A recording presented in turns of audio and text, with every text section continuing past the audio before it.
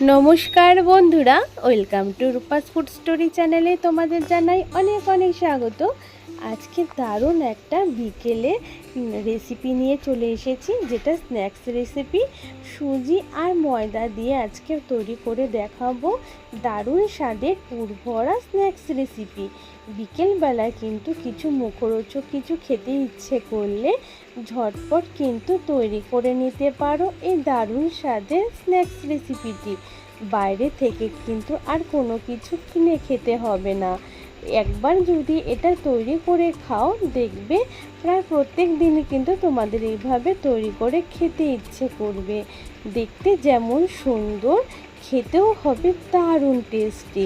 ছোট বড় সকলেই কিন্তু খুব পছন্দ করবে রেসিপিটি, আর খুব সহজে চটজলদিও কিন্তু বানিয়ে নেওয়া যায়।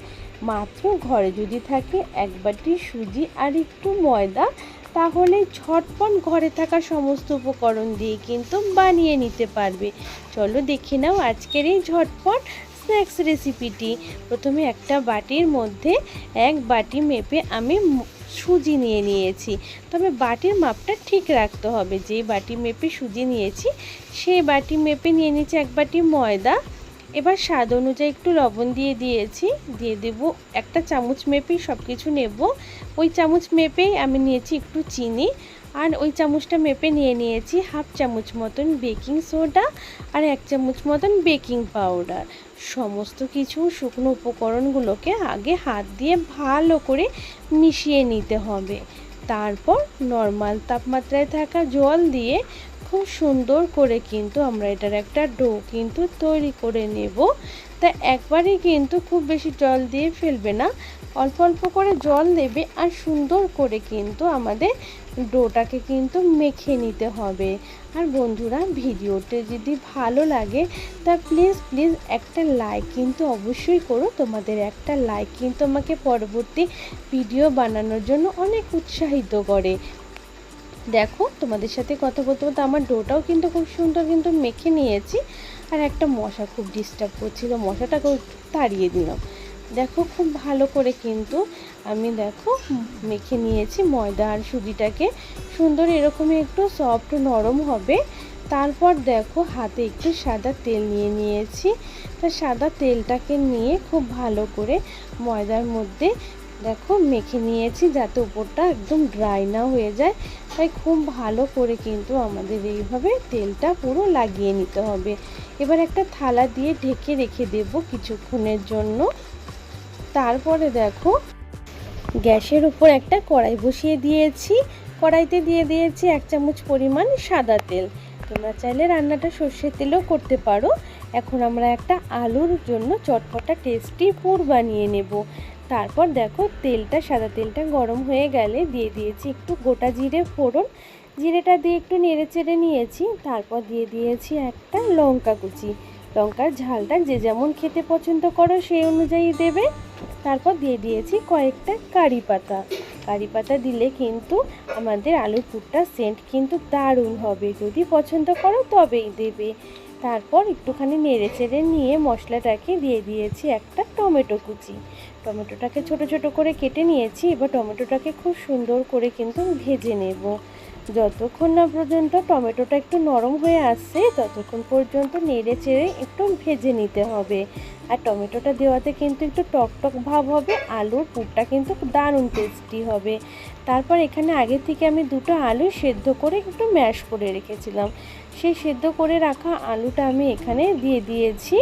এবার এতে কিন্তু একটু হালকা মশলা দিয়ে দেব। তার জন্য প্রথমে দিয়ে দিয়েছি একটু স্বাদ অনুযায়ী লবণ, দিয়ে দিয়েছি একটু হলুদ গুঁড়ো, আর চটপটা বানানোর জন্য দিয়ে দেব এক প্যাকেট ম্যাগি মশলা।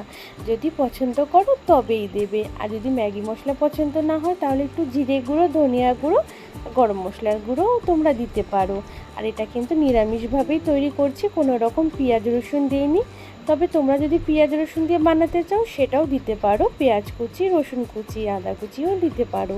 তা দেখো, আমি খুব সামান্যভাবে আর খুব সহজেই কিন্তু আলুর পুরটা তৈরি করে নিচ্ছি, কিন্তু খেতে হবে দারুণ টেস্টি। সমস্ত মশলার সাথে আলুটাকে ভালো করে মিশিয়ে নেব। প্রথমেই যদি মশলাগুলো দেওয়া হয় তাহলে কিন্তু আলুর সাথে সমস্ত মশলা খুব সুন্দর কিন্তু মিশে যাবে। আর এইভাবেই কিন্তু আমরা কিন্তু 3-4 মিনিট পর্যন্ত হাই হিটে একটুখানি নাড়াচাড়া করে নেব। সব মশলাগুলো আলুর সাথে খুব সুন্দর করে কিন্তু মিশে যাবে। আর আলুটা খেতেও হবে কিন্তু আলুর পুরটা দারুণ টেস্টি। এইভাবে কিন্তু অনবরত আমাদের নেড়ে চেড়ে নিতে হবে, তা নাহলে কিন্তু নাড়া বন্ধ করলে আলুটা নিচে থেকে লেগে যেতে পারে। তা দেখো আলুটাকে খুব ভালো করে নাড়াচাড়া করে সব মশলার সাথে মিশিয়ে নিয়েছি। এবার একটু ধনিয়া পাতা কুচি এখানে দিয়ে দেব। যদি হাতের কাছে ধনিয়া পাতা কুচি থাকে তো অবশ্যই দেবে, দেখবে আলুর পুরটা কতটা টেস্টি হয়। তা দেখো খুব ভালো করে এইভাবে ধনিয়া পাতা কুচি দিয়েও আলুর পুরটার সাথে মিশিয়ে নিয়েছি। আমাদের আলুর পুরটা একদম পারফেক্ট রেডি হয়ে গেছে। তা একটা থালাতে নামিয়ে ঠান্ডা করে নেব। আর এদিকে দেখো যে ময়দা সুজিটাকে মেখে রেখেছিলাম সেটাকে আবারও একটুখানি ঢাকা খুলে মেখে নিচ্ছি। এতে কি হবে, আমাদের যে স্ন্যাক্সটা বানাবো সেটা খুব ভালো হবে। তাই এইভাবে কিন্তু একটু মেখে নেওয়ার পরে কিন্তু আমরা কিন্তু এটার থেকে লেচি বার করে নেব। ছোট করে একটু বানালেই ভালো হয়, কিন্তু এগুলো ফুলে কিন্তু অনেকটাই বড় হবে। তাই লেচিগুলো একটু ছোট ছোট করেই করবে।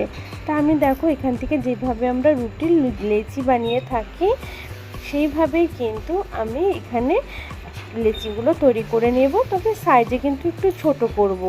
দেখো সবগুলো লেচি কিন্তু আমার রেডি হয়ে গেছে। আর এদিকে আলুর পুরটাও প্লেটে নামিয়ে খুব সুন্দর করে ঠান্ডা করে নিয়েছি। আলুর পুরটাও একদম ঠান্ডা হয়ে গেছে। চলো এবার এগুলো বানিয়ে নিই। স্ন্যাক্সগুলোকে এবার আমরা বানিয়ে নেব। প্রথমে দেখো হাতে নিয়ে এইভাবে একটুখানি হাত দিয়ে ঘুরিয়ে ঘুরিয়ে দেখো সুন্দর একটা ছোট্ট রুটির মতন বানিয়ে নিয়ে মাঝখানটার মধ্যে আলুর পুরটা কিন্তু ভরে দিয়ে দু সাইডের মুখটা কিন্তু খুব সুন্দর করে কিন্তু আমাদের চেপে কিন্তু বন্ধ করে দিতে হবে। এইভাবে বন্ধ করবে যাতে আলুর পুরটা না কিন্তু বাইরে বেরিয়ে আসে, সেই দিকে একটু খেয়াল রাখতে হবে। আর দেখো খুব সুন্দর করে কিন্তু মুখগুলো কিন্তু একটু চেপে নিতে হবে। আর আমিও দেখো ভালো করে কিন্তু মুখগুলো চেপে নিচ্ছি। তারপর আস্তে আস্তে হাতের মধ্যে নিয়ে এটাকে কিন্তু একটু কিন্তু গোল শেপ কিন্তু দিয়ে দেব।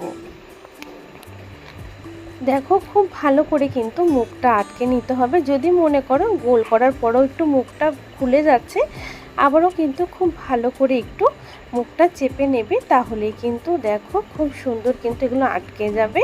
যেহেতু এখানে সুজি আছে তাই একটু খুলে যাচ্ছে, তবে কিন্তু ভালো করে এইভাবে গোল করার পরেও কিন্তু যদি বেরিয়ে আসে একটু চেপে নেবে, তাহলে খুব সুন্দর সেট হয়ে যাবে। ভাজার সময়ও কিন্তু আর খুলবে না।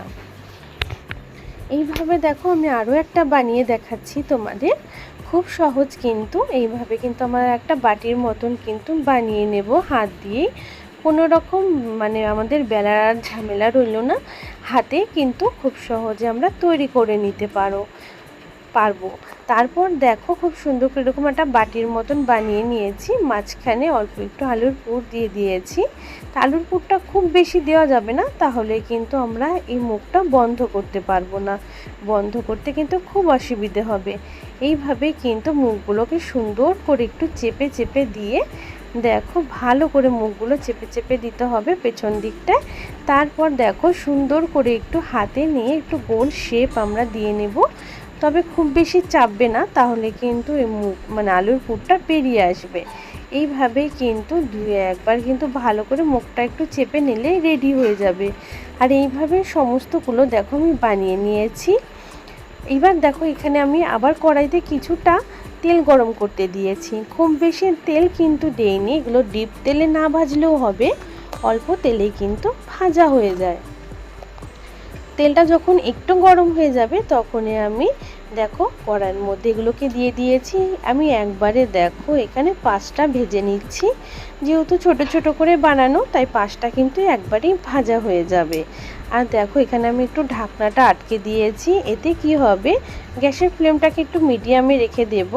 এতে আমাদের কিন্তু যে স্ন্যাক্সগুলো বানাচ্ছি সেগুলো কিন্তু খুব সুন্দর কিন্তু ফুলে উঠবে।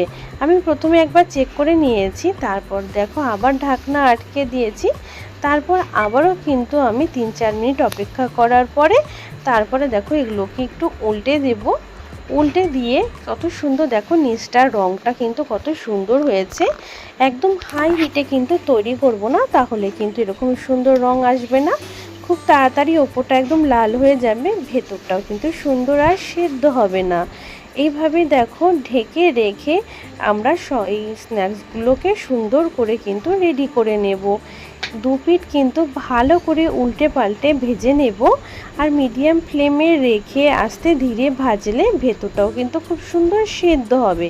আলুর পুর তো আমাদের সেদ্ধই, তবে কিন্তু যে আমরা ডোটা বানিয়েছি সেটাও কিন্তু ভেতর থেকে একটু সেদ্ধ হতে হবে। তাই মিডিয়াম ফ্লেমে রেখে যদি ঢেকে আমরা তৈরি করি তাহলে কিন্তু ভেতরটাও খুব সুন্দর সেদ্ধ হয়ে যাবে।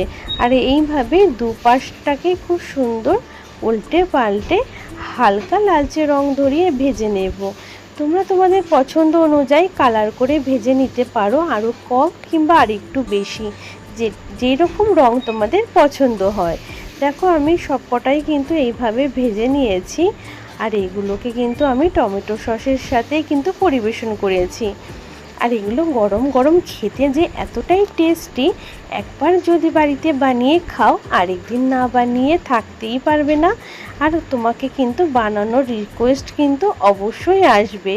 আর এগুলোকে চলো আমি একটু ভেঙেও কিন্তু তোমাদের দেখাবো ভেতরটা কত সুন্দর হয়েছে। দেখো আলুর পুরে ঠাসা, আর এরকম টমেটো সস দিয়ে খেতে কিন্তু দারুণ লাগবে। যদি ভিডিওটা ভালো লেগে থাকে প্লিজ প্লিজ বন্ধুরা ভিডিওতে একটা লাইক করো। এই ভিডিওটা আরও অন্যান্য বন্ধুদের মাঝে একটু বেশি বেশি করে শেয়ার করে দিও।